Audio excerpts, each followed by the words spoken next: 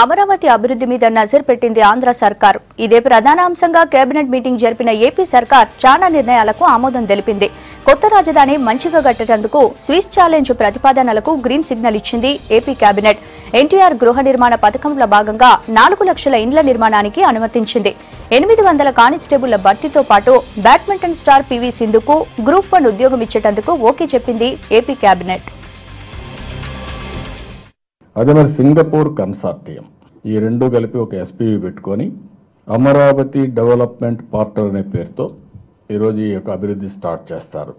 ఈరోజు ఇక్కడికి వచ్చినప్పుడు 58% సింగపూర్ కన్సార్టియంకి, 42% ఏడీసీకి అమరావతి డెవలప్మెంట్ కార్పొరేషన్కి పార్ట్నర్షిప్ పెట్టుకొని మొత్తం 1691 ఎకరాలు 15 సంవత్సరాల్లో డెవలప్మెంట్ చేయడానికి ఇచ్చాం.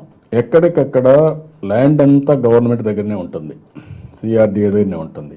ఒకసారి ఫస్ట్ 50 ఎకరాలు ఇస్తాం, అది నామినల్ ప్రైస్లో ఫస్ట్ మాత్రం ఇస్తాం, అది అగ్రిమెంట్లో పెట్టుకున్నాం.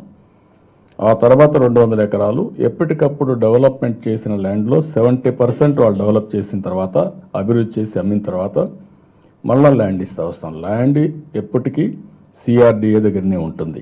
దశల వారీగా అభివృద్ధి చేసిన తర్వాత ఫేజ్ 1, ఫేజ్ 2, ఫేజ్ 3 దీని ప్రకారం వాళ్ళకి ల్యాండ్ ఇస్తాం.